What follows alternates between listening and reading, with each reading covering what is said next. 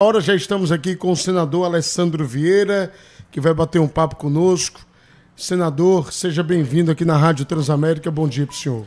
Bom dia, sempre um prazer estar com vocês, agora nesse estúdio inovador aqui na Praia da Atalaia. Mirando as ondas do mar, viu? Praticamente. Como diria o poeta, viu? Praticamente. O grupo Cataluzes fez sucesso. Muito. Eu falei aqui que o verso era de Chico Queiroga e Antônio Rogério. Eles cantaram, né? Eles fizeram sucesso, muito sucesso com essa música. Aí a turma mandou aqui a correção. Declaração de idade, Foca. Quem é mais antigo aí lembra mais de Cataluzes. Sim. O cabelo branco não nega, a gente tem essa. Agora, a orla é linda. A infraestrutura da orla de Atalaia, né, senador? É algo assim que encanta, né? Sim, você teve aqui um investimento na época pioneiro de João Alves Filho. E se mostrou muito acertado, como várias coisas que João fez, né? Muito à frente do seu tempo. Eu cheguei aqui em 84, né? Então a gente teve essa transformação inteira da Orla Atalaia e aquilo que foi investido lá atrás gerou esse resultado que você tem de empregos, de renda, de circulação e de qualidade de vida. É uma grande obra. Realmente foi um visionário, João Alves, né? João Alves estava muito à frente do seu tempo e muito incompreendido na época que ele, né, que ele construiu, que ele idealizava principalmente as obras. Sim, você tem obras de grande investimento, né? No primeiro instante, essa orla imensa, super bonita, bem desenhada, ela demorou um pouco para ser preenchida, para ser ocupada efetivamente. Foram etapas, né? Primeira, segunda, terceira etapas. E aí você tem, às vezes, uma impaciência com a política, né? Mas ele como gestor, as marcas que ele deixou em Sergipe são históricas e dificilmente serão alcançadas. É verdade. E, inclusive, agora é bom que se diga também, né? Competente, engenheiro, já vinha do mercado empresarial, né?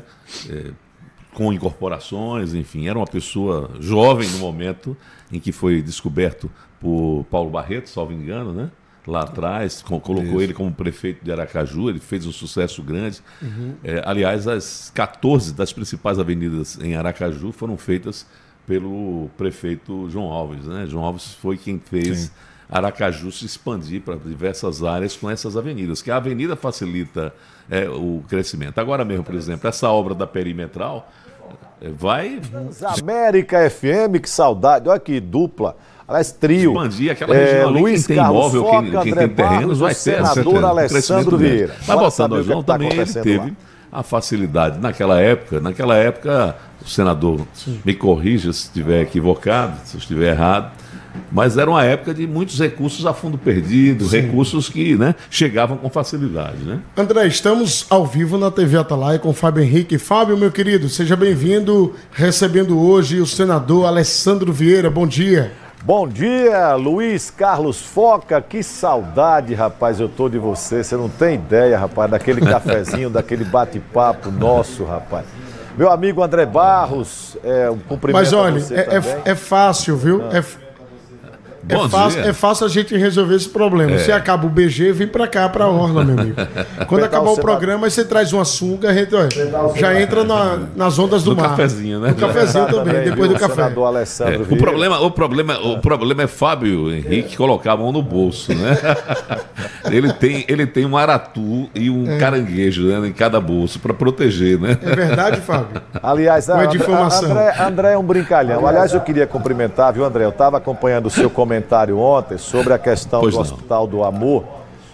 Aquele comentário muito lúcido que você fez e a observação feita pelo Foca, é fato, viu, Foca? O doutor Henrique, ele, aliás, não só em relação a mim, em relação ao senador Alessandro, que também estava na bancada na época, eu não vi ele fazer referência à construção do hospital, que foi toda ela custeada pela bancada, uns mais, outros menos, mas pela bancada federal sergipana. Acompanhei o seu comentário. Sou seu ouvinte e seu fã, viu, André? Rapaz, que coisa boa. Uma audiência dessa, viu, Foca? É bom demais, é boa demais. Mas a recíproca é verdadeira, viu, Fábio? A gente acompanha o seu trabalho, não é de agora. Você tem feito na comunicação ao longo dos anos um grande trabalho. Depois ficou meio doidinho, pulou para a política, né? Porque cada um tem os momentos de insanidade. Mas hoje voltou à comunicação e eu fico muito feliz com isso. Mas, ô Fábio, vamos ouvir o senador a respeito, né, dessa provocação que você fez relacionada ao Hospital de Amor. Senador, ouvintes da Rádio Transamérica e telespectadores da TV Atalaia agora. Bom dia, Fábio. Bom falar com você também. Ele acompanhou. A gente teve em 2019, início de 2019, uma demanda, e a gente tem que voltar no tempo para lembrar que em 2019 Sergipe praticamente não tinha atendimento de câncer. O Hospital do Câncer de Aracaju não avançava, o que se tinha era uma terraplanagem infinita, de valores altíssimos, mas sem nenhum resultado. O governador na época, Belivaldo, tinha tentado uma negociação com o Hospital do Amor de Barretos para estruturar a oncologia em Sergipe e não tinha sucesso. E a gente recebe na bancada a presença do Henrique Prata, trazendo uma proposta parecida com o que já tinha feito em outros estados, onde a bancada aportaria recursos, ele faria a construção do hospital, o hospital com atendimento SUS, ou seja, 100% dedicado à população mais carente e sem custos, né, para esse paciente. E, de fato, a gente conseguiu fazer isso. Foi um momento, na minha visão, histórico da bancada. A bancada, em sua primeira reunião, formalizou uma ata. Os 11 parlamentares sergipanos se comprometeram e cumpriram o compromisso de colocar recursos. Esses recursos hoje estão na casa dos seus 104, 105 milhões de reais. Já.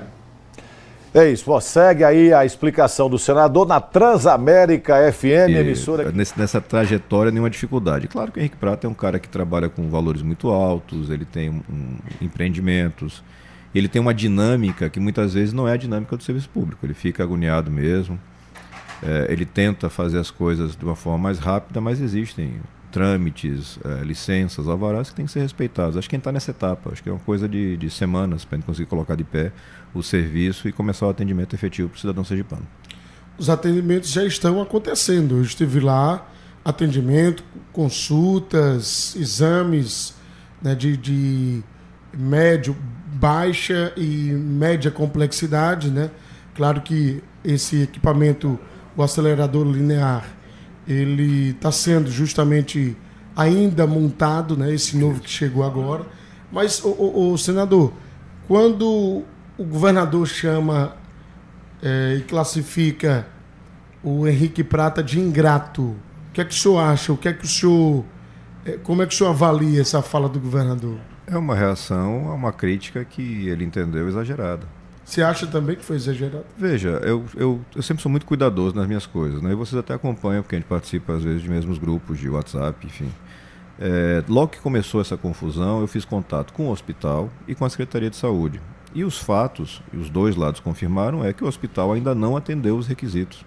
Ele não foi credenciado porque falta o alvará da vigilância sanitária, por questões de problemas ali técnicos, e porque tem um descompasso entre o que foi projetado e prometido e o que foi instalado. A questão do aparelho, o acelerador, salvo engano, e mais alguma coisinha. As obras da parceria com o Hospital Universitário do Lagarto também estão em andamento, então tem coisas pendentes. E o hospital reconhece. Só que na hora da entrevista o Henrique não fala isso. Exato. O Henrique fala que o governo está atrasando a vida dele e está prejudicando os pacientes. Eu entendo o sentimento do governador hoje, Fábio, que como deputado federal colocou recurso nessa obra. Desde o primeiro ano. Também, a bancada toda. Eu acho que eu sou o segundo que mais colocou recurso. Acho que Gustinho e depois eu. Porque a gente teve esse trabalho grande porque foi diferente do que a bancada estava acostumada a fazer. A bancada não tem o costume de fazer obras estruturantes, né, em Sergipe. E a gente começou lá em 19, deu certo. A gente vem continuando nesse convencimento dos colegas. Olha, tem a parte de obras mais na sua base, isso é natural da política, mas ao mesmo tempo a gente pode fazer coisas estruturantes. A gente está fazendo, em parceria com o governo do estado, aquela famosa rodovia da Jiboia, que era uma demanda de 60 anos. Eu acho que a bancada cada vez mais pode canalizar seus esforços nesse sentido. Vai ser recurso da bancada, aquela obra Isso. que sai ali de ali Glória você tem bancada e governo do estado. Como ela é uma obra grande, o governador Fábio assumiu uma parte da obra. Então ali você tem recursos da bancada, recursos de emenda individual, o senador Alessandro Vieira, o então deputado Fábio e agora o governo do estado. Acho que vai ser em torno de 90 milhões de reais. O senhor falou obra da Jiboia, tem muita gente que não sabe, né? A obra é justamente a rodovia estadual que vai ser construída agora. Aliás, a rodovia já existe, ela é estadual, mas é terra. Isso. E aí vai ter justamente aí a chegada do asfalto. São quantos quilômetros ali aproximadamente, senador? Eu não tenho agora de cabeça, Foca, mas sei que o cidadão que vai sair de Porto da Folha para Aracaju vai economizar 40 minutos. com essa nova rodovia em condições. Né? Então, porque aí ele sai, ao invés de pegar Monte Alegre e vir por Glória, ele vai justamente ter acesso à rodovia que liga Porto da Folha a Gararu. Isso. E ali, depois de uns 5, 6 quilômetros, ele vai entrar justamente em um trevo, que é no povoado de Jiboia, passa por São Mateus da Palestina, isso. Chega ali no povoado Mezinhas, que é justamente a divisa Glória, Graco Cardoso e Feira Nova, e aí tem acesso à Feira Nova e segue para Dores, Siriri e BR-101. E é uma obra esperada há 50, 60 anos, segundo a população do local. Sim, sim. No período de chuva não transita carro, não consegue passar a produção, os estudantes não vão para a escola. E graças a Deus hoje o recurso já está aí, já está equacionado. E aí você mostra a utilidade que a política pode ter. Né? E o custeio dessa obra? No caso, o custeio da rodovia, a manutenção estadual. Né? O valor do investimento. O investimento. O investimento tanto da bancada como do governo. Bancada, governo e emendas individuais. Então eu aportei em torno de 20 milhões de reais. Só o senhor? Só eu. O governo do estado, o governador Fábio, só me engano, como deputado, 10 milhões. A bancada colocou algo como 6, 8 milhões. E aí você vai avançando nisso, num compromisso. E quando você coloca uma obra desse porte como responsabilidade da bancada, a bancada só para de aportar quando ela está pronta. Ou seja, era uma obrigação permanente. Isso é muito bom, porque permite planejamento e permite um efeito mais concreto. Né? Não adianta só ter o recurso para, enfim... O custeio da saúde é importantíssimo, mas o dinheiro se vai, né? E você, com uma obra desse tipo, você muda a realidade econômica e social daquela comunidade. O senhor avalia que Sergipe comporta 3 UNACONs, temos 3 UNACONs, o USE, o Hospital de Cirurgia, o Hospital Universitário, e 2 CACON, possíveis CACONs, né? Porque o Hospital de Amor provavelmente vai ser CACON, e o Hospital do Câncer aqui de Aracaju também, quando foi inaugurado daqui a 2 anos. Porque essa era uma discussão, inclusive, de técnicos da área da saúde. Sergipe comporta 3 UNACONs e 2 CACONs? Desde o início dessa discussão, a gente tem a preocupação. Ela passa muito pela regulação do Estado, como é que o Estado vai estruturar a sua rede. Hoje, nós temos já o entendimento do Ministério da Saúde, juntamente com o Governo do Estado, juntamente com o próprio Hospital do Amor, para que o Hospital do Lagarto seja um hospital de atendimento regional interestadual, então Bahia, Alagoas, também teriam atendimentos naquela unidade de altíssima qualidade, e o Hospital do Câncer de Aracaju, ao que tudo indica, ele vai ter sim a característica de atendimento ao paciente de câncer, mas também vai englobar outras atividades, para que você possa ter a máxima utilização das estruturas. E aí, naturalmente, a oncologia do João Alves, que está ali do lado, deve ser, enfim, reencaminhada ou destinada para um novo prédio quando estiver pronto. Acho que ainda vamos uns 2 anos de obra ali. Sempre foi essa a grande agonia da bancada e de todo mundo que tem um pingo de sentimento, atender logo. E o mecanismo mais rápido que encontramos foi esse. E eu acho que esse ajuste de regulação ele vai ser feito com facilidade. E é natural. Você tem, por exemplo, agora todo um rearranjo na parte de maternidades. A partir do momento que você tem a Lourdes Maria lá no Santa Maria, você tem um rearranjo. O Santa Isabel muda um pouco sua característica, várias outras vão. Isso é natural. Mas é muito importante o trabalho de gestão de rede que tem que ser feito pela Secretaria de Estado da Saúde. Bem, é muito bom ouvir o senador Alessandro Vieira sobre como as coisas aconteceram em relação ao hospital, viu, Foco? Eu estava prestando atenção, até porque, para ficar bem sedimentado na cabeça das pessoas, senador, a importância da bancada de Sergipe na construção do que existe hoje lá em Lagarto, tá? Concordo que a sua impressão sobre o governador está perfeita. Ele reagiu a uma crítica que ele considerou injusta e que realmente foi uma crítica injusta porque, em sã consciência, um homem como ele, por exemplo, que enquanto era deputado federal, colocou em emendas 20 milhões para a obra, ao chegar ao posto, ao cargo de governador do estado, jamais iria trabalhar contra aquilo que ele ajudou a sair do papel e a construir, né? Então ele ficou realmente mordido, como se diz no popular, com toda razão. Sim. E a fala dele foi sempre usando a palavra ingratidão, ingratidão, ingratidão. E o empresário, o Henrique Prata, na verdade, falou demais, não avaliou o que estava dizendo, né, com critério, acabou atingindo todo mundo e ficou desmoralizado, porque ficou claro, inclusive, que o hospital ainda tem muito por fazer para chegar onde ele quer, né? E depende dele, não depende do governo. Então, esse fato, a meu ver, está bem esclarecido, acho que a população entende. Quanto à questão do serviço oncológico em Sergipe, hoje nós temos 4 lugares fazendo já esse trabalho com os aceleradores lineares. O do cirurgia, mesmo o senhor acompanhou de perto, é um dos mais modernos do país. Então, a gente está bem atendido, sim. A gente está. Agora, quanto mais melhor, até porque o câncer, existem estudos do INCA, o próprio secretário da Saúde disse aqui, que a tendência é se manter pelo menos nesse patamar, né? Com o número de casos crescente a cada ano, e a gente precisa melhorar também o nosso serviço. Vamos torcer que essa zoada, esse barulho acabe, senador, e que as coisas avancem para o bem da sociedade, da população, né?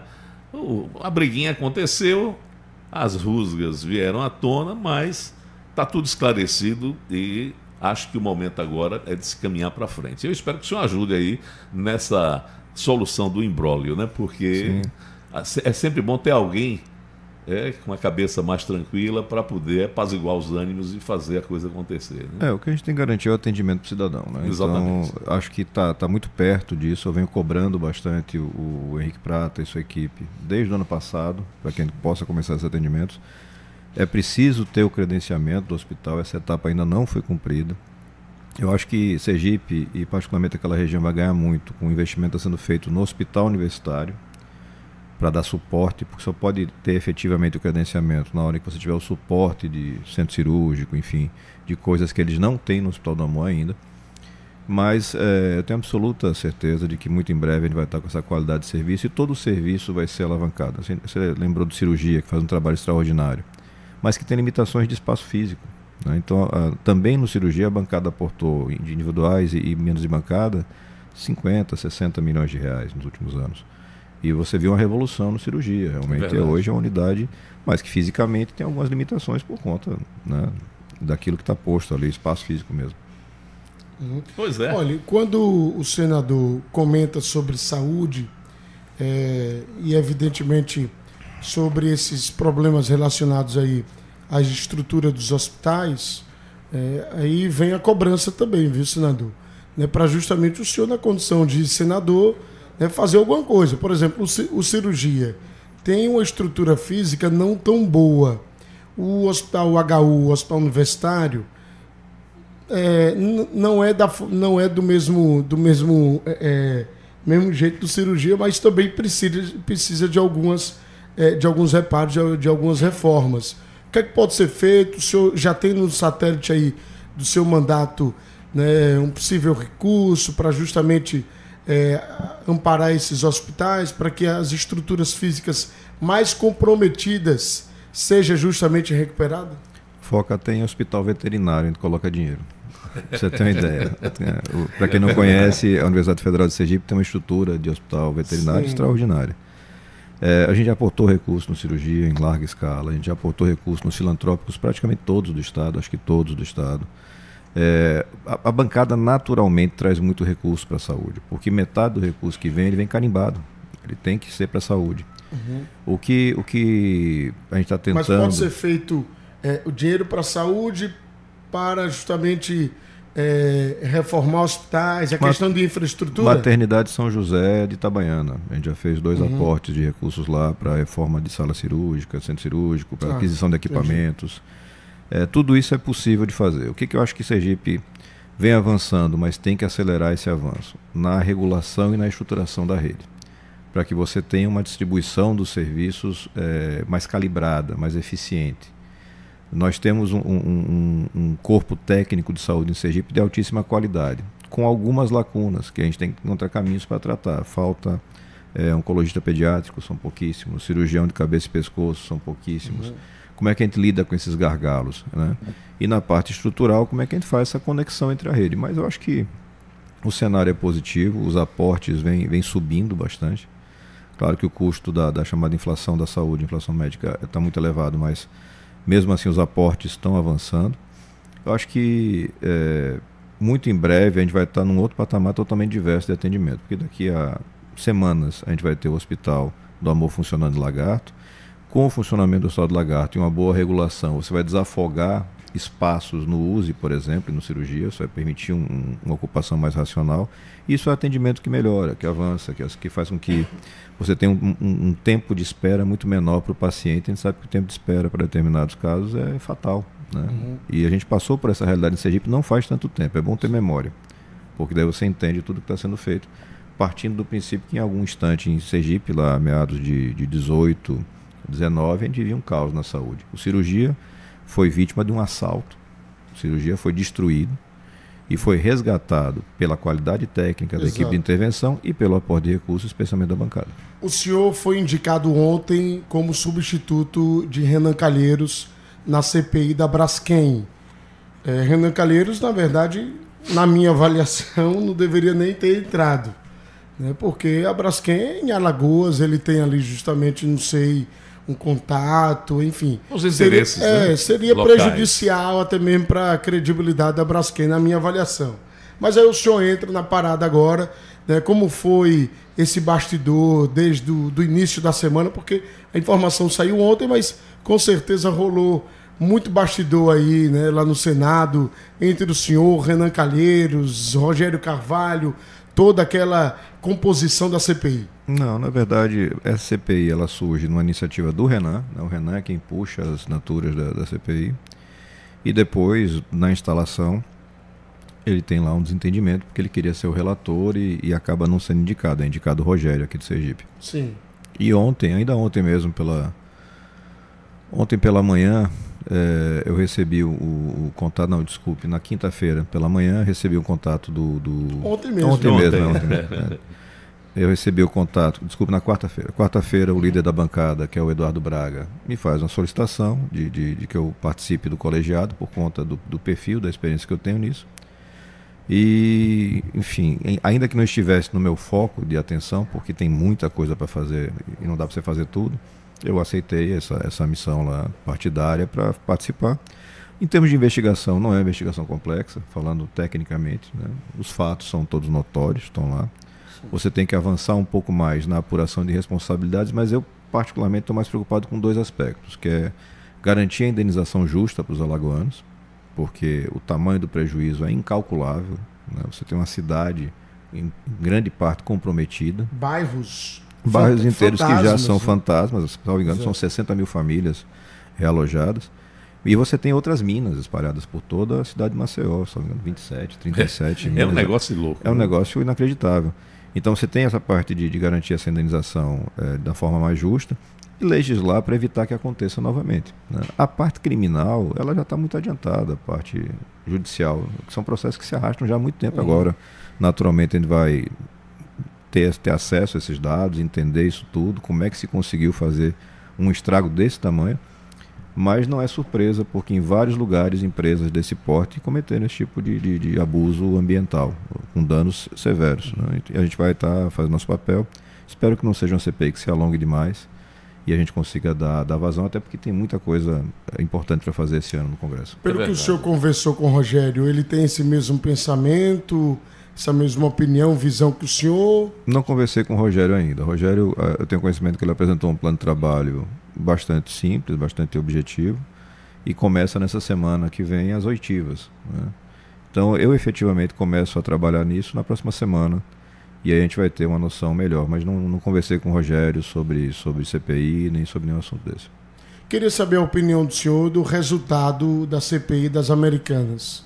Na sua avaliação, o senhor acha que a CPI foi necessária, foi importante, resolveu alguma coisa? Eu realmente não acompanhei essa CPI, porque ela era da Câmara dos Deputados, ela era exclusiva da Câmara dos Deputados. Não tive proximidade com isso. Salvo engano, foi uma CPI que acabou sem nenhum indiciamento, sem nenhuma conclusão, né? Mas eu não tenho como afirmar assim, com clareza nada, porque não acompanhei. Sim. Bem, senador, aproveitar, já que estamos falando de Brasília, das coisas do Senado e da Câmara, né? Vamos ter aí um processo de eleição lá, né? Na casa, né? Nas casas, na verdade. Como é que o senhor está vendo aí? Vamos ter manutenção de presidências ou há uma tendência hoje forte para mudança? Não, você tem a obrigação de mudança por conta de questões regimentais, né? Então, nem Pacheco nem Lira podem Não podem permanecer mais, né? Não podem mais. Foi uma briga lá na tentativa de reeleição de Maia e Alcolumbre, né? Eles queriam permanecer. Eu entrei com ação na Justiça na época e o Supremo declarou que não pode. Porque é constitucional, está escrito. Não era difícil de entender, não. Estava escrito textualmente que não podia, mas eles tentaram. E de lá para cá, acho que não vai acontecer, pelo menos em breve, não deve acontecer esse tipo de tentativa ilegal. Você tem uma movimentação no Senado por uma tentativa de volta do Davi Alcolumbre, com o apoio do senador Rodrigo Pacheco. E na Câmara dos Deputados você tem um quadro ainda bastante aberto, né? Você tem pelo menos 3 ou 4 nomes ali se colocando, todos eles com algum grau de proximidade com o presidente Arthur Lira. Acho que isso só vai se resolver mesmo. Essa eleição acontece em fevereiro do ano que vem, né? Então acho que só vai se resolver na virada do ano. Mas a tendência é Davi voltar, no caso. Não, ele é o candidato que está na pista, como ele diz, né? Ele está lá trabalhando. Eu não voto em Davi, né? Tivemos uma experiência de gestão de Davi Alcolumbre, eu não acho que seja uma gestão positiva, como não é positiva a gestão dele na CCJ. E aí é só olhar os dados, olhar os resultados, é muito claro o que é feito e como é feito. E vamos buscar uma alternativa. Mas o senhor seria essa alternativa? Não, acredito que não. Acho que você tem que apresentar um perfil político que navegue mais em todos os setores, né? Eu tenho posições muito firmes com relação a alguns temas e não acho que seja um momento. Isso dificulta, né? Você tem um colegiado com apenas 81, né? Então você tem que buscar 41 votos. Não é um desafio impossível, mas é um desafio que exige uma esfera de negociação que não me interessa nesse momento. Acho que não... Vou dizer que não pode ser candidato, porque eu não sou Jackson Barreto para fazer aquele discurso, né, de não vote em mim, aquele discurso que ele fez, coitado, se arrependeu. Não, mas acho que a construção não é nesse sentido. Acho que o Brasil precisa hoje de calma e paciência para tocar as pautas e tentar resgatar o caráter republicano das instituições, de todas as instituições, porque virou uma coisa muito personalista, até na justiça hoje, extremamente personalista, e isso faz mal para a democracia. Se alguém realmente, em algum dia, durante uma entrevista, responder a mesma resposta de Jackson Barreto, eu vou usar a retórica, a fala de Gilmar Carvalho depois dessa fala de Jackson, né? Olha, depois dessa fala aí nem Cauê dá jeito. E não deu realmente, né? Não deu jeito. Mas, o Alessandro, veja, quando o senhor chega no Senado, né, as pessoas, e principalmente lá em fevereiro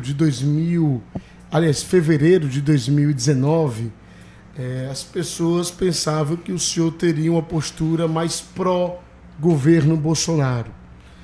E aí em 2021, 22, não sei quando foi aquela entrevista no Roda Viva, que o senhor, de certa forma, afirma ali que poderia votar em Lula no segundo turno e tal, enfim. E já tinha a animosidade dos eleitores sergipanos com relação... os eleitores bolsonaristas, né, sergipanos, com relação ao nome do senhor. Né? E aí, muito provavelmente, o senhor votou em Lula no segundo turno das eleições. Eu declarei voto. Declarou voto. E hoje, depois aí de 1 ano e 2 meses do governo Lula, qual a avaliação nua e crua que o senhor faz do governo do presidente Lula? Eu acho que primeiro a gente tem que dar um passinho atrás, Foca. Em fevereiro de 2019 já ficou claro que o governo de Bolsonaro não seria o governo prometido na campanha. Que é quando você tem, pelo Senado, a apresentação da CPI da toga, e você tem pelo Planalto, através de Jair Bolsonaro, do seu filho Flávio e do seu grupo, uma parceria com o PT e Centrão para que a CPI não andasse. E as consequências todas que a gente tem no Brasil decorrem dessa omissão, dessa escolha que Jair Bolsonaro fez de proteger a si mesmo e a família. Naquele contexto, Dias Toffoli, ministro Dias Toffoli, ex-advogado do PT, indicado pelo governo petista, dá uma liminar em favor de Flávio Bolsonaro, que suspende todas as investigações de corrupção do Brasil na prática por mais de 1 ano. Esse é o contexto real. Sim. E a partir dali fica claro que era uma brincadeira, era uma coisa para ganhar a eleição e que as coisas não iam acontecer. Mesmo assim, durante todo o governo Bolsonaro, eu devo ter votado favoravelmente aos projetos do governo em torno de 90% das vezes. E agora, no governo Lula se repete. Aí, respondendo diretamente a sua pergunta, o governo Lula. O governo Lula traz algumas características diferentes, né? Primeiro delas, você tem um traquejo maior para fazer a parte de negociação política. A gente não está falando da negociação suja, de toma lá da cá, de compra de voto, não é isso que eu estou falando. Eu estou falando da habilidade para você entender que tem uma dinâmica entre os poderes. E você tem alguns pontos da equipe que funcionam muito bem, né? A educação, aí tem uma expectativa muito positiva com a turma que veio do Ceará, o senador, hoje ministro Camilo, e todo o time que veio do Estado, que tem os melhores resultados há muito tempo. Você vai para 100 melhores escolas em termos de avaliação nacional, o Ceará tem a imensa maioria delas. Foi um acerto. A equipe econômica vem dando conta do recado. O ministro Haddad assumiu com muita desconfiança por conta do caráter mais político da atuação dele, mas juntamente com o Banco Central independente, os resultados estão sendo entregues. Você tem inflação controlada, você tem emprego crescendo, você tem economia avançando. A agricultura também não se tem crítica. Então, tem setores que estão avançando muito bem. Outros ficam um pouco para trás, porque perderam tempo com a politização, como é o caso da Justiça, com Flávio Dino, muito tempo gasto com entrevista e o trabalho fluindo menos do que seria desejável.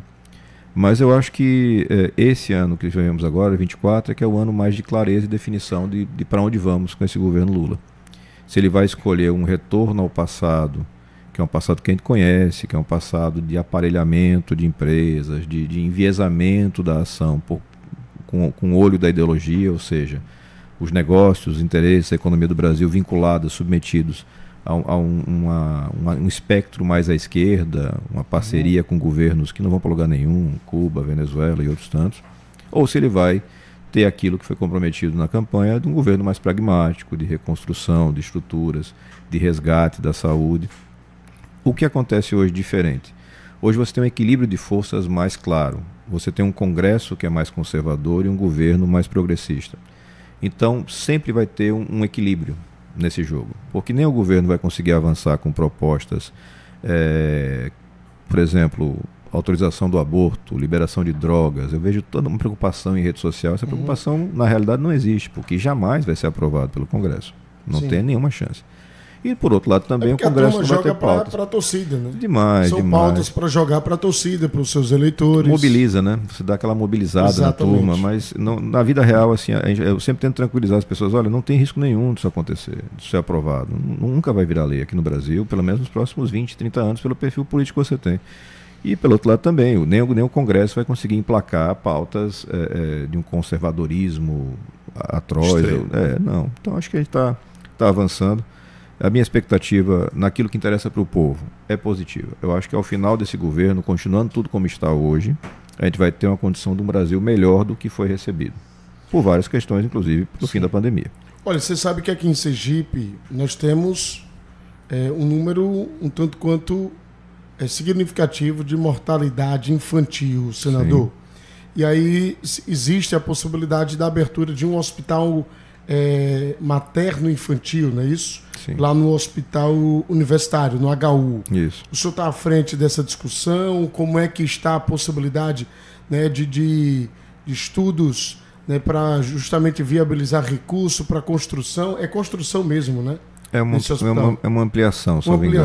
Né? Eu tenho acompanhado essa discussão, não estou à frente dela, tenho acompanhado, mas a questão da mortalidade infantil em Sergipe, ela passa muito pelo trabalho das prefeituras.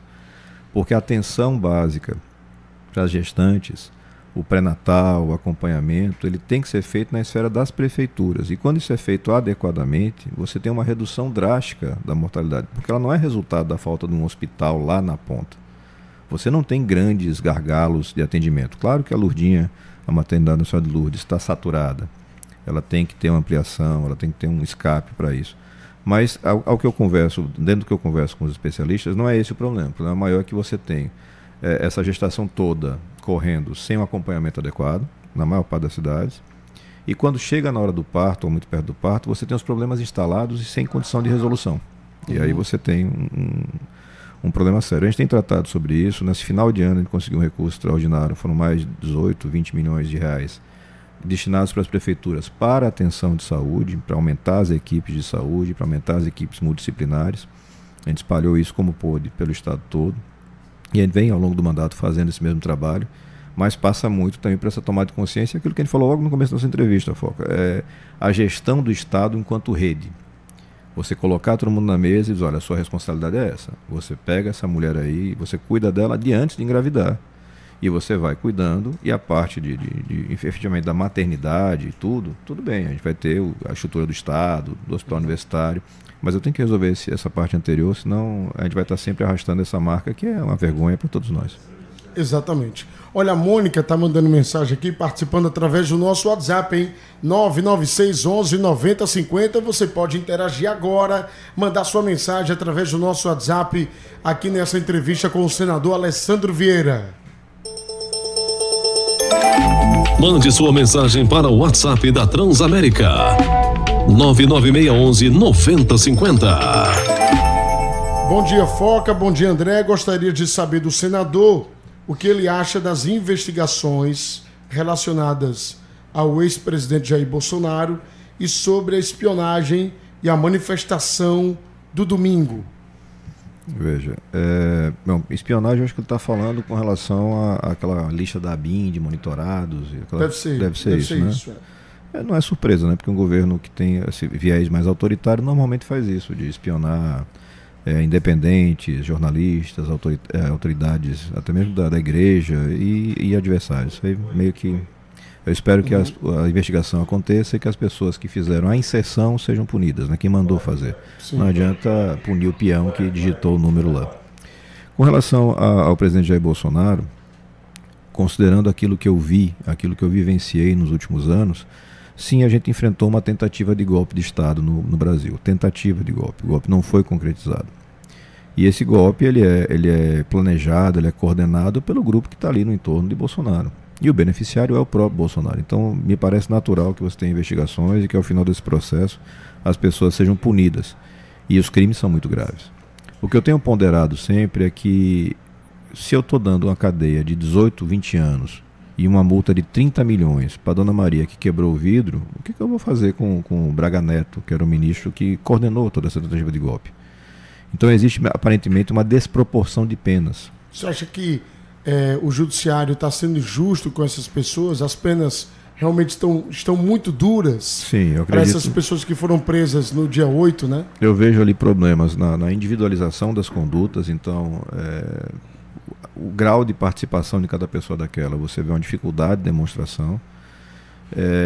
Todas elas devem ser punidas porque, salvo engano, todas cometeram crimes. Sim. Porque estavam naquele cenário, porque participaram de quebra-quebra, porque queriam dar um golpe de Estado, ainda que fossem lá da franja, né, da massa de manobra, mas não são. E não está sendo unanimidade dentro da própria corte. Você tem ministros sugerindo penas menores. Eu não vi até agora nenhum ministro sugerindo absolvição, pelo que eu tenho acompanhado. Mas existem sugestões, inclusive do próprio presidente da corte hoje, o ministro Barroso, de penas menos gravosas. O que você não pode ter é a justiça transformada num instrumento de vingança, de revanchismo. Exatamente. De perseguição. Porque isso fragiliza todo o sistema. Então, repito, é a minha opinião e ela não está aqui para agradar A ou B. Sim, acredito que nós tivemos uma tentativa de golpe de Estado, existia um desejo de permanência no poder, mesmo tendo perdido nas urnas. As provas que estão sendo juntadas, elas mostram cada vez mais isso. Aquele documento, aquela minuta relacionado à decretação do estado de sítio, né? Que inclusive tem colocaram alguns termos que Bolsonaro usa muito, né? Dentro das 4 linhas, a Constituição, aquela onda toda. Você teve muita gente pensando esse tipo de coisa, discutindo esse tipo de coisa, mas você teve atos concretos realizados para que se tivesse o resultado, né? Então, era uma coisa em etapas, onde você teria algum fato, algum gatilho de caos, e com esse gatilho de caos você teria um ato de intervenção, e a partir da intervenção a permanência no poder de Jair Bolsonaro. E você tem que lembrar, eu sempre gosto muito disso, né? Você teve uma tentativa de explosão à bomba do Aeroporto Internacional de Brasília. Que é gravíssimo isso aí. Que não aconteceu porque o golpista era incompetente. Não foi porque ele não quis, não. Era a bomba mesmo, ele botou no caminhão-tanque mesmo e não deu certo porque o motorista teve um cuidado de fazer uma olhada geral, que ele sempre tem que fazer, mas a maioria não faz, né? Uhum. Ele olhou e encontrou, já tem um troço esquisito aqui, parou, foi chamar a polícia. Então, e no foi dia sorte, seguinte, né? Sorte demais, o Brasil é abençoado. No dia seguinte, foram desovados 20, 30 quilos de explosivo e vários coletes balísticos no matagal, porque o pessoal, de certa forma, refluiu.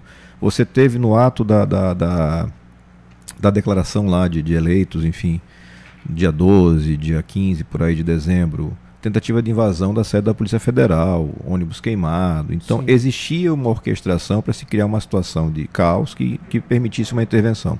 Graças a Deus não aconteceu. Eu acho que o Brasil tem que caminhar rapidamente. Lembrado, viu, senador? Porque as pessoas ficam se pegando com o 8 de janeiro e esquecem esses dois fatos aí apresentados pelo senador, realmente, né? São importantíssimos, rapaz. A questão da bomba no aeroporto, a questão da invasão da Polícia Federal, são fatos assim que, mais do que o que aconteceu no dia 8, já remete para uma tentativa realmente de. E dentro ainda golpe, do governo Bolsonaro, onde ele poderia decretar, assinar a tal minuta que hoje se fala tanto. Agora, acho que assim, a gente tem que finalizar essas investigações com transparência, com clareza, virar essa página e começar a corrigir excessos e defeitos. O judiciário, eu falo isso desde o dia que eu botei o pé na política. O Poder Judiciário, na sua alta cúpula, ele tem uma hipertrofia de poderes, uma infiltração política, e infelizmente não só de política, mas também de corrupção. E isso tem que ser enfrentado. Em algum momento a gente vai ter que enfrentar isso. Hoje a gente não tem condições postas. O pessoal pergunta, por que você não fica falando da CPI? Porque eu não sou dessa turma do like, que é só curtida a internet. Hoje você não tem cenário político para fazer. Eu torço muito para que o eleitor, e falo isso quando me abordo na rua, vote em gente que não tem processo, vote em gente que não tem o rabo preso, de esquerda, de direita, ao seu gosto, tanto faz. Mas gente honesta que possa sentar lá e ter independência. Porque se o cara chegar lá com o rabo preso, esqueça, como é que ele vai enfrentar? Vou falar em CPI, viu? E a CPI da Lava Toga morreu, senador? Ela foi o que aconteceu? Ela ficou numa gaveta, onde ela permanece até hoje, numa combinação entre Jair Bolsonaro, o PT e o Centrão. E você consegue materializar isso muito bem, porque o relator dentro da CCJ, que disse que não era viável continuar, se chama Rogério Carvalho, do PT de Sergipe. O presidente do Senado à época, que fez essa orquestração, é Davi Alcolumbre, do União Brasil, do Centrão. E o PT, maciçamente, em desespero, votava contra também a CPI. Porque o judiciário, como está hoje, eu falo judiciário, mas eu tenho que ser justo, é a cúpula do judiciário, ele serve muito bem aos projetos de poder que estão de plantão. E ele se molda aos projetos de poder que estão no plantão e cada vez mais ele interfere nos projetos de poder que estão de plantão. Isso interessa para muita gente. Não interessa para o brasileiro comum e não interessa para o brasileiro honesto. Porque a democracia de verdade, ela pressupõe, ela exige um judiciário que seja forte, independente, mas que seja isento, que seja neutro. Eu não posso achar razoável, natural, festinha de juiz que vai julgar com um investigado condenado. Eu não posso achar natural. Mas, infelizmente, no Brasil isso se naturalizou cada vez mais. E a gente vai ter que encontrar um ponto de fazer isso ser visto, ser revisto.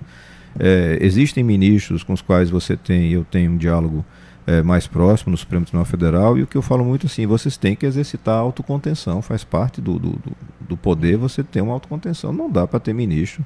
O ministro Gilmar Mendes é uma vergonha nacional. Uma vergonha. Um homem milionário, e que dá opinião política e que faz comentários absurdos 24 horas por dia. E ao mesmo tempo vai lá e julga os processos. Como é que pode? O que é pior. Né? Eu faço um evento, você é investigado na minha corte, eu sou ministro aqui, vamos fazer um teatrinho. E você financia um evento meu, milhões de reais você coloca de patrocínio para o meu evento. Aí o André, que é seu parceiro, contrata a minha esposa, que é advogada, e você vai entrar com a sua ação lá e vai ser defendido. E aí você tem uma decisão favorável. Dá para ter credibilidade, não estou dizendo que ninguém cometeu crime aí. E o ministro que chega e diz assim, vamos derrotar o bolsonarismo. Qual a credibilidade que você vai ter depois para julgar? Então ontem eu dei entrevista até de rede nacional e me perguntaram, como vocês perguntaram aqui, essas condenações. Eu digo, olha, eu acho que as pessoas que cometeram crimes têm que ser condenadas. Mas eu estou condenando a quase 20 anos de cadeia, dando multa de 30 milhões, e é o mesmo juiz que está anulando provas, anulando condenações, suspendendo multas de corruptos e corruptores confessados, provados. Então, eles talvez não percebam o tamanho do buraco que eles estão cavando, porque eles estão jogando fora qualquer credibilidade. Exatamente. É a mesma coisa do ministro chegar e dizer assim, olha, vamos vencer, derrotar o lulismo, o petismo. Não existe. Não tem condição. O ministro falar uma frase dessa, perdeu o Mané. Pô, é complicado. Perde. Aliás, já não tinha muita credibilidade o Supremo. e realmente está lá em baixa. Viu? Uma rejeição absurda, né, senador? Isso fragiliza muito. É uma sensação terrível, né? Você sentir que praticamente o Brasil está sendo governado pelos ministros do Supremo, né? Porque qualquer decisão que desagrade a eles, eles vão lá e mudam e mexem a polarização favorece isso, André, porque ela permite a acomodação no pior da situação. Porque o que acontece? Se eu começo agora a questionar, e questiono isso constantemente, quem seriam meus parceiros nessa discussão para fazer uma depuração, um ajuste de forças no Supremo? A turma que quer dizer que não teve crime no 8 de janeiro. A turma que defende que não tem a vacinação. Então você fica praticamente sozinho na discussão equilibrada. Que o que a gente precisa é uma discussão equilibrada. Eu não posso acabar com a justiça, não posso acabar com o judiciário, nem posso tratar todo ministro ou todo juiz como bandido, porque não é verdade. Você tem uma maioria imensa de gente honesta. Agora, a forma de atuação se distorceu. Você tem regras de processo e de direito material que só valem para o ministro e para cada ministro, cada um tem a sua. E você começa a ter interpretações e mudanças de regras contrárias ao que está escrito na lei a todo instante. O pior, rapaz, é que é a última instância da justiça, né? Quer dizer, se fosse um problema em uma instância... É a Suprema Corte. Exatamente, quer dizer, a última instância e recorrer a quem, né? É um negócio complicado. Agora vamos falar um pouquinho de política local, né? Mas vamos liberar aqui o WhatsApp antes da gente vir sobre política municipal, estadual, política sergipana. Vamos liberar o WhatsApp, meu querido Edilson Souza. Vamos embora, 996 11 90 50, o povo participando. Bom dia a todos os ouvintes, bom dia ao senador, sou o Thiago Matos, falo aqui do bairro Jardins, aqui em Aracaju.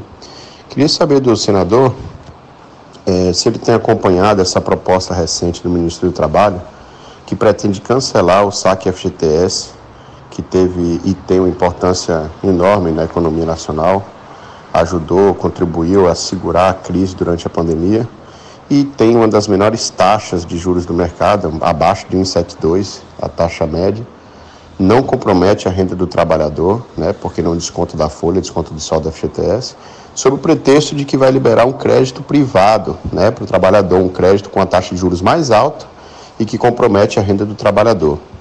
Há quem, além das grandes construtoras que detinham, né, o monopólio do uso dos recursos do FGTS, essa medida beneficia. Qual o propósito real do senhor ministro do Trabalho? E o que é que o senador pensa a respeito? Esse projeto de lei vai chegar até lá? O que é que ele pensa a respeito desse projeto, se ele já está inteirado e o que ele pode contribuir? Obrigado a todos os ouvintes. Bom dia. É um péssimo projeto, uma péssima ideia. Não se encontra justificativa para ele, mas também vejo baixa chance de aprovação. A justificativa é que você tem no FGTS uma grande fonte de recursos para a construção, né?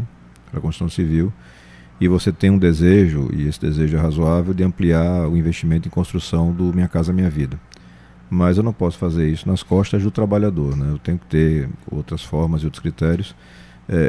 Quando perguntaram sobre o governo Lula, eu disse que tem ministérios que estão funcionando bem, outros não. Esse é um ministério que não funciona bem. Até o momento, o ministro Marinho não tem dado conta do recado. Tem mais ouvinte. Bom dia, Carlos Foca. Bom dia, André Barros. Bom dia, o senador Alessandro Vieira. Aqui quem fala é o líder comunitário Jefferson do Santa Maria. Queria fazer uma pergunta ao senador. Senador Alessandro, por que não saiu pré-candidato a prefeito de Aracaju?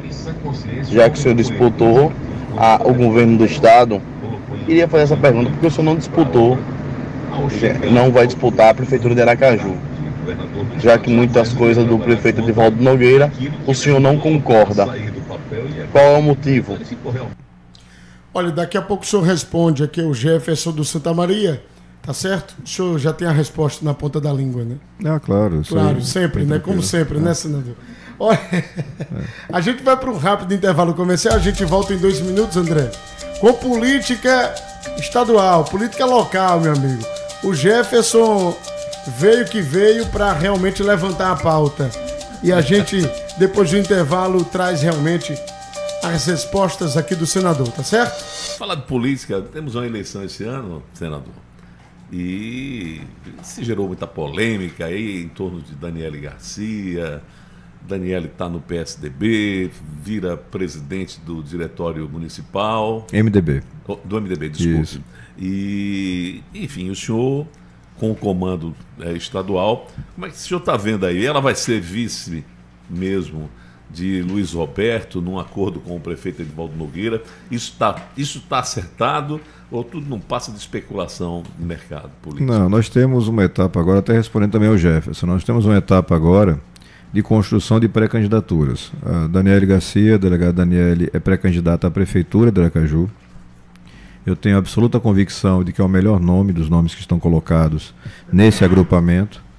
Ela tem já um recall de disputas, ela foi para o segundo turno na eleição passada, ela foi a candidata ao Senado mais votada aqui em Aracaju, muito longe de qualquer outro candidato.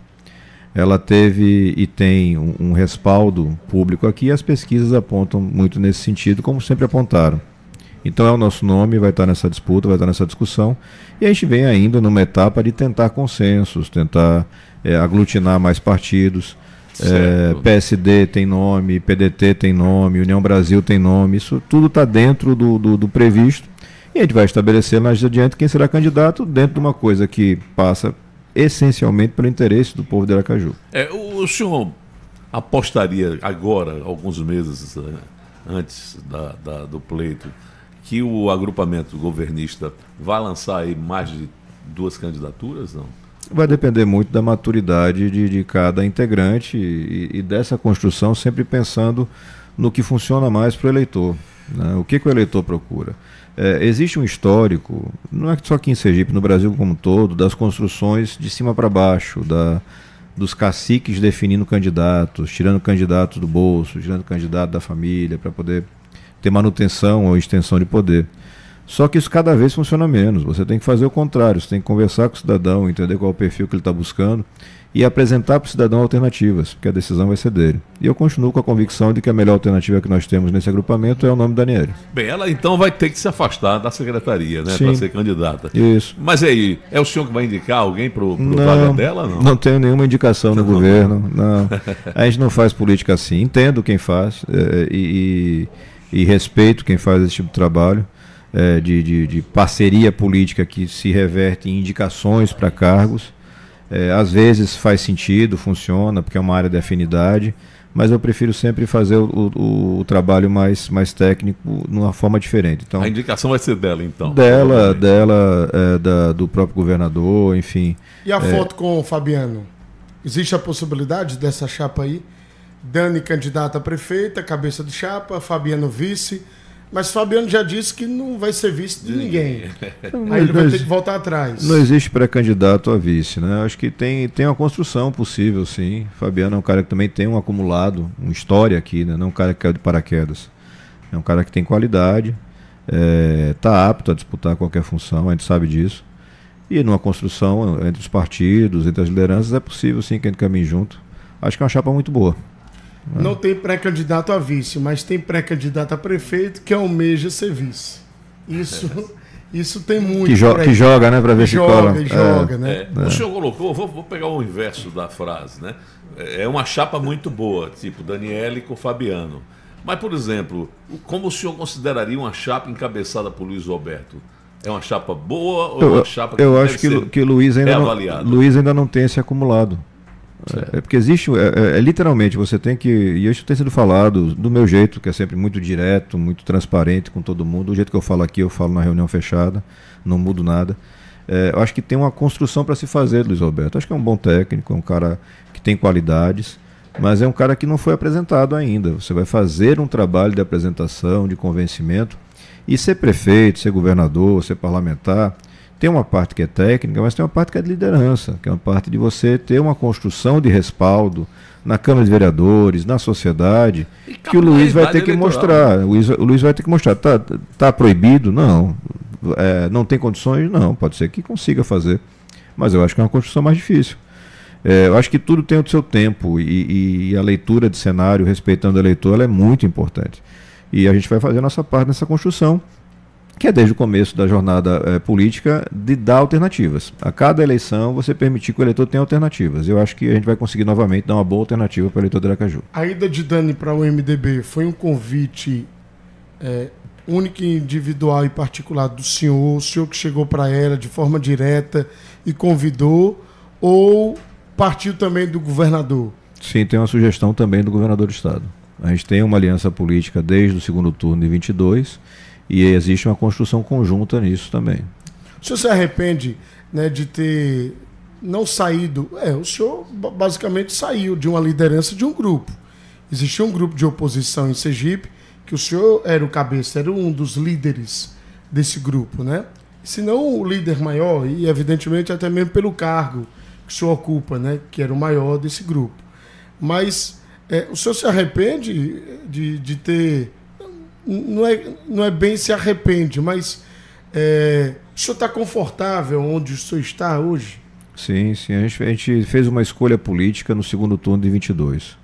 E o histórico sempre é muito importante, porque com o histórico as pessoas entendem com facilidade. Em 2022, o eleitor sergipano, uma eleição absolutamente confusa com a questão de Valmir Francisquinho, ele colocou no segundo turno Rogério Carvalho, do PT, e Fábio Tidieri. Eu não tive nenhuma dúvida em votar em Fábio Tidieri e não tenho nenhum arrependimento com relação a isso. Tive a oportunidade de falar com o próprio Rogério. Ele me perguntou diretamente com relação a isso. E eu disse que não tinha e não tenho nenhuma dúvida de que minha escolha foi a melhor escolha para Sergipe. E ao longo desse período posterior à eleição, se estabeleceu uma relação e uma forma de trabalhar que vai estar sendo muito produtiva para Sergipe. Para trazer recursos, para ter as obras. O Fábio conseguiu fazer uma boa construção de equipe, que mistura uma turma mais antiga e muita gente nova. Então, uma equipe com muita gente querendo mostrar resultados. Acho que é uma gestão que vai deixar marcas muito positivas para Sergipe. Acho que a gente está num momento muito bom. E eu conversei sobre isso abertamente com o Fábio. Olha, você ganhou nas urnas o jeito de liderar esse momento. E o que eu puder ajudar para que essa liderança se reverta em interesse das pessoas, do que mais precisa, vou estar à disposição. Ficar na oposição, às vezes é muito confortável, porque é muito mais fácil jogar pedra do que construir. E eu não entrei na política para ficar aparecendo, fazendo teatrinho de internet, buscar like, buscar aplauso. Eu entrei para tentar melhorar a vida das pessoas. Nos primeiros 4 anos, a gente fez muita coisa, mas várias delas não se concretizavam na final porque eu não tinha esse acesso na gestão, a parceria na gestão. Não teve como construir isso com o Belivaldo, apesar de ter uma boa relação pessoal, mas politicamente não se construiu. Agora não. Agora a gente consegue sentar na mesa e tirar do papel e transformar coisas muito positivas. Então você teve ontem a assinatura do ProRedes, saindo do papel, 10 anos de enrolação e tentativa. Mas você tem que lembrar que a gente foi para os Estados Unidos numa viagem que teve gente na imprensa que criticou. Por que esse governador viaja tanto? Por que o político viaja tanto? E de lá daquela viagem saiu o recurso para a ProRedes, o destravamento disso, o recurso para o Sergipe Digital, que vai ser uma ferramenta de desenvolvimento extraordinária, que é uma rede de internet de alta velocidade para todo o estado de Sergipe, e recursos para a infraestrutura. Então, essa sinergia tem funcionado bem. Estou muito satisfeito com a escolha feita, acho que está correto. Ninguém vai fazer tudo e ninguém vai ser perfeito. E quem vem para a vida pública tem que estar apto a aceitar a crítica. As pessoas têm o direito de criticar, as pessoas têm direito de opinião e eu sempre respeito muito. Mas a minha preocupação é no final do processo, o que eu entreguei para a sociedade. Eu entrei nessa confusão tão grande, estou ficando com o cabelo cada vez mais branco. Qual foi o resultado disso? Tem solução, né? Tem solução. Mas a solução, o André conhece bem. Ele me disse que é genética, esse cabelo preto dele. Ele me disse que é genética, mas eu acreditei nele. Você está dizendo que foi tinta, não fui eu que falei. Momentos raros, meus amigos. O senador dando uma risada aqui. O senador está aqui abrindo o jogo, falando de forma muito pragmática. Veja, é sabido que Daniele Garcia, que é sua aliada, sempre foi, continua sendo, mais do que nunca agora, né? Ela que alçou voo próprio, mas acabou retornando, né? Para os seus braços, para a sua amizade, para o seu comando, porque quer queira, quer não, o comandante do partido é Alessandro Vieira, não é Daniele Garcia. Mas ela resolveu deixar onde estava, onde ela comandava, para vir para um projeto no MDB. Aí eu pergunto, senhor, ela vinha conversando, mas conversando muito, e é sabido que isso acontecia com Iandra Moura. E a gente até dizia, poxa, uma chapa fortíssima, né? 2 mulheres realmente muito aguerridas, e isso pode dar realmente, lá na frente, um resultado surpreendente, né? Para prefeito e vice-prefeito. Ela foi para o MDB. O senhor vem aí de críticas duras ao líder maior do União Brasil, que é seu aliado, quer dizer, é aliado do seu agrupamento, né? E agora, fica impossível lá na frente um fechamento de uma aliança entre as duas e tal, porque seria uma chapa forte também, né? O primeiro ponto para colocar é a autonomia de decisão que a Daniele tem. Certo. O fato de a gente ser parceiro no partido não coloca numa condição de comando, como se descreve. E cada parceiro que eu tenho na política sabe, e aí tem 5 anos já de acúmulo, as pessoas já têm a prova disso. Aquela construção tem sua autonomia. A tomada de decisão final é da Daniele, porque ela que vai ser candidata, ela que vai tomar as decisões. Quer dizer, o senhor não iria atrapalhar uma conversa dela com ele? Eu não posso, eu não devo impedir conversa de ninguém. As coisas não devem funcionar assim. Essa coisa do cacique só fez mal para Sergipe. As pessoas têm que ter autonomia e têm que ter responsabilidade. O que eu tenho ponderado? Eu acho que não tem autonomia? Não, e André é representante do pai. Aí não precisa mentir para o povo, né? Não tem. Tem algum patrocinador que exija que vocês têm que mentir para o povo? E André é uma liderança em construção. A gente tem que lembrar que André é uma jovem advogada, qualificada, e que só foi candidata porque o pai estava condenado a quase 10 anos de cadeia e estava inelegível. Era Yandra de André. Até a campanha de 2022 foi Yandra de André. Beleza. Ela assumiu, tem um excelente relacionamento com Yandra, ela está começando a caminhada dela, mas ela continua sendo uma representante do pai. Quem é que acerta um eventual patrocínio de um evento? Quem é que fala de emendas? Quem é que faz a construção política? É Yandra ou é André? É André. E o que André faz quando ele tem acesso a um cofre?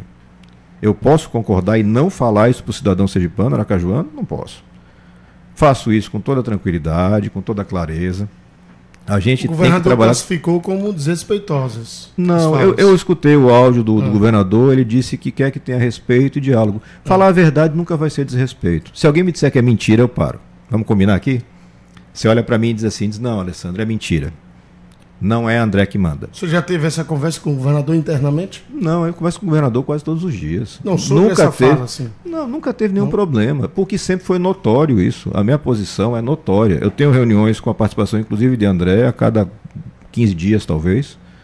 E a minha posição é muito clara e é notória. O senhor fala isso na cara dele? Eu não tenho problema para falar nada em lugar nenhum.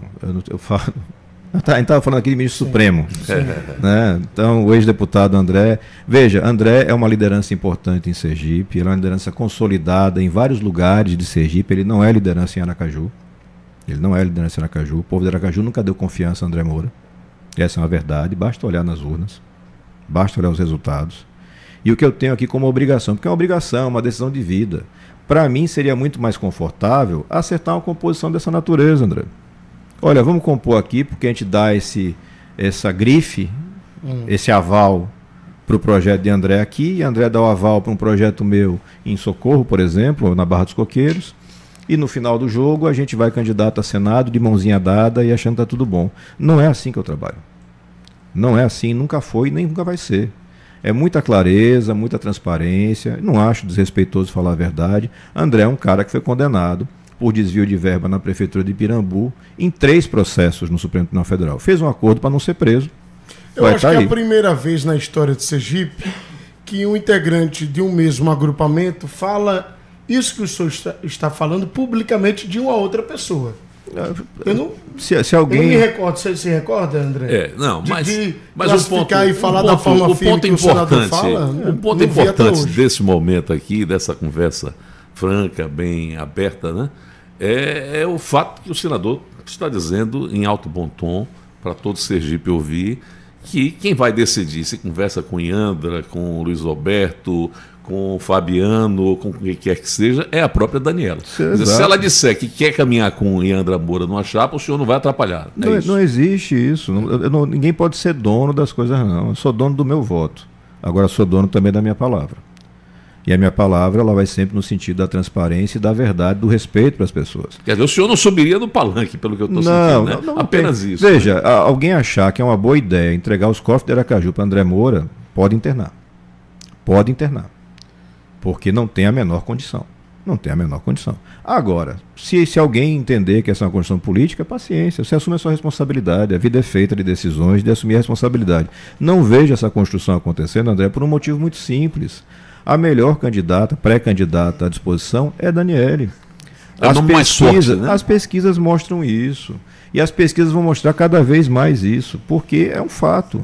É uma pessoa que tem uma capacidade de gestão, que tem carisma e que está mostrando bons resultados na secretaria. Ela tirou do nada, tirou do papel uma secretaria, a secretaria já tem suas entregas. Eu acho que as últimas pesquisas que foram publicadas apontam, e as internas mais ainda, um perfil de crescimento muito grande, né, de potencial de crescimento muito grande. Ela muito timidamente está se apresentando ainda, tem muita entrega, está no mês da mulher, enfim, de entregas muito importantes na secretaria dela. O afastamento da secretaria só vem em abril, início de abril. Então tem uma série de etapas para serem cumpridas e eu tenho convicção da qualidade do nome. Mas a construção, ela vai ser feita e consolidada mais adiante. Tá certo. Vamos liberar aqui a participação popular. Vamos com o ouvinte através do nosso WhatsApp 996 11 90 50. Nesta sexta-feira um tanto quanto quente, viu? Apimentada nessa entrevista com o senador Alessandro Vieira. Como eu sempre falo, viu? Eu acho que a entrevista ela tem que ter 3 temperos. Ela tem que ser propositiva, ela tem que ser com temas quentes, polêmicos da política e, evidentemente, tem que ser descontraída. Então, eu acho que até agora a entrevista teve justamente esses 3 temperos. E a conversa com o senador Alessandro Vieira é aquela conversa que você sabe que ele vai na bucha dizer o que pensa. Ele é o que? Pragmático.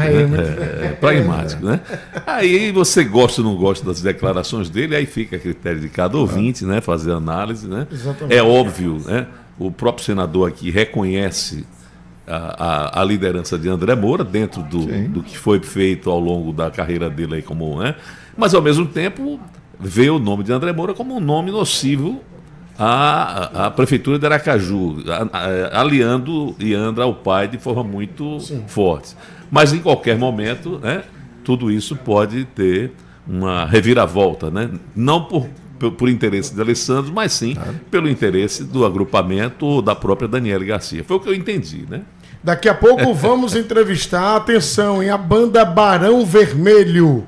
Atenção aqui na Transamérica, no Transamérica Notícias, Estúdio Verão Transamérica, direto da Orla, uma das atrações do Projeto Verão, Prefeitura de Aracaju, Governo do Estado. Vamos entrevistar uma das bandas icônicas do rock nacional, Barão Vermelho, aqui na Transamérica, daqui a pouco. Tem tudo a ver com a nossa radinha, né? Tem tudo a ver com o nosso trampo aqui da Transamérica, essa entrevista com o Barão Vermelho, tá? Daqui a pouquinho. Mas vamos liberar a participação popular. É o povo interagindo. Bom dia, Foca. Bom dia, senador Alessandro. Bom dia. Quem fala é Denis, tá? Sou aqui do Nossa Senhora do Socorro. Eu gostaria de saber qual a opinião do senador em relação à regulamentação dos aplicativos. Uber, né? O 99. O que ele acha sobre isso? O que ele acha, o que ele pensa sobre essa regulamentação? Veja, eu tenho um projeto já apresentado sobre regulamentação do trabalho por aplicativo e demanda. A Federação Nacional dos Trabalhadores dá aval para esse projeto, mas o governo, e novamente a gente falou desse ministro aqui, o ministro Luiz Marinho, tem uma proposta diferente, né? E ainda não conseguiu consolidar isso. O fato é que se a gente não tem uma legislação adequada, a gente vai ter novamente a legislação feita pelo Supremo. O Supremo está julgando agora uma ação... Virou legislativo. A dinâmica dos fatos, o Congresso às vezes não tem acompanhado. E em particular, nessa questão, é uma modalidade de trabalho que hoje ocupa milhões de brasileiros. São entregadores, são motoristas. E tem que ter um regulamento próprio, né, pelas características de trabalho. Acho que a gente já tem um bom acumulado, um projeto muito bem feito sobre o tema. E está parado nesse último ano por uma escolha do governo. O governo disse que ia fazer uma regulamentação própria, não conseguiu. E nesse momento a gente tem mais perto de uma decisão Suprema do que o Congresso ou o Executivo. Vamos liberar mais uma participação, é o povo no ar. Bom dia, Foca, bom dia, Deus. Bom dia a todos que fazem Transamérica, em especial os seus diletos ouvintes. Eu gostaria de saber do senador que foi eleito nas costas de Bolsonaro e hoje ele tem a maior rejeição dos eleitores do estado de Sergipe, e se ele é a favor do aborto, porque ele votou no presidente Lula e é descaradamente a favor do aborto. Um bom dia, que Deus nos livre desses maus políticos. Almeida, viu, senador? Qual é o nome dele, Almeida? Almeida do Siqueira Campos. Almeida, que Deus nos livre do povo burro, né? Que elege maus políticos. Particularmente, o aborto, óbvio que eu sou contra o aborto. E eu nunca pedi voto para Bolsonaro. Eu desafio qualquer pessoa a encontrar um voto, um pedido, um material de campanha, um santinho, qualquer coisa que seja. Eu votei em Bolsonaro. Uma foto do senhor com o adesivo de Bolsonaro, tem? Não, nada. Camiseta, aquelas coisas todas, cantando a música do 17, era 17, acho que era o número dele. 17, Nada, não vai encontrar. O senhor tem foto votei... com um chapeuzinho, um bonezinho do MST também? Também não. Igual o Rodrigo Valadares? Também não. Agora, votei em Bolsonaro, declarei o voto. Quando eu declarei o voto em Bolsonaro, eu já era senador eleito, que foi no segundo turno. No primeiro turno eu votei em Marina Silva. O que eu tenho é muita clareza. Se o cidadão me acusar de alguma desonestidade, de alguma mentira, de algum crime, mão boba em dinheiro público, aí eu vou começar a me preocupar. Mas de opinião, de clareza, não. É muito claro. Essa coisa de endeusar política, político, é de uma tolice absurda. Porque o político é um ser humano igualzinho a qualquer um, ele erra também. Ele erra, o eleitor erra, o político eleito erra, é natural, o jornalista, qualquer um. E você tem hoje alguns políticos, e Lula e Bolsonaro são os dois exemplos máximos no Brasil, que foram elevados à categoria de Deus, eles não erram não. E se você falar que ele errou, o eleitor se desespera, se ofende, parece que você xingou a mãe. Bolsonaro cometeu erros muito graves, muito graves. Ele teve falhas muito graves no seu governo, e acabou pagando um preço de não ser reeleito. Primeiro presidente que não é reeleito. Dilma foi reeleito, tem ideia. Dilma conseguiu se reeleger, Bolsonaro não. Então acho que tenho muita tranquilidade com relação à escolha que fiz, aos votos que dei. Os fatos comprovaram que a gente caminhava para um golpe de Estado e para um governo autoritário. E aí, meu amigo, você não podia dar entrevista, nem eu podia estar aqui sendo entrevistado. Então, a gente tem que ter clareza nas coisas e esperar que na próxima eleição a gente tenha alternativas de gente competente e honesta para participar. E espero que dê certo. Olha, tem muita pergunta aqui, muitas participações, mas a gente precisa encerrar. O senhor tem agenda agora. Muito obrigado, viu, senador, pela presença, disponibilidade de conversar com os nossos ouvintes. Eu que agradeço pelo espaço, é sempre um prazer conversar. A gente está sempre à disposição com esse cara com essa característica. O que perguntar eu respondo. Senador, rapidamente, para encerrar, como é que o senhor está vendo a sua condição política no Estado hoje, em termos de possibilidade eleitoral para 2026? O senhor acha que o senhor, dos votos, da votação incrível que teve lá para agora, as coisas estão melhorando, ou estacionaram ou pioraram? Cada eleição tem sua história, André. A gente tem que ter maturidade e respeito ao eleitor. O projeto que a gente está construindo no MDB é um projeto de reeleição do Senado. A gente vai disputar a reeleição. A gente falando que o senhor está querendo ir para deputado federal. Não, nunca existiu. É a mesma coisa, eu diria. Vocês têm gente que é jornalista, é o caso de vocês, e tem gente que se diz jornalista, que é aquele cara que escreve, mas nunca perguntou. Porque é tão fácil, né? Você pergunta. É verdade. Nunca falei com ninguém sobre ser deputado, não tenho nenhum interesse. E tenho um respeito enorme pelo trabalho que os deputados fazem, porque é dificílimo, 513. Né? É uma visão do inferno, praticamente, ali, aquela disputa que eles têm. E é importante, nós temos deputados aí, e jovens deputados muito bons. Eu não tenho nenhum interesse e nenhuma opção nesse sentido. O projeto político é pela reeleição, até porque será uma oportunidade para o eleitorado avaliar. E nessa eleição você vai ter uma avaliação de resultados. O que ele fez? Ele mentiu, ele começou fazendo uma coisa e mudou para outra, ele não entregou as coisas. E aí essa avaliação acho que vai ser muito interessante para mim e para o eleitor. E eu espero contar com a confiança novamente. Mas isso vai ser lá na frente, em 26, ele tem que chegar lá. Tem que chegar vivo, né? Isso, fé em Deus, todos nós. Amém.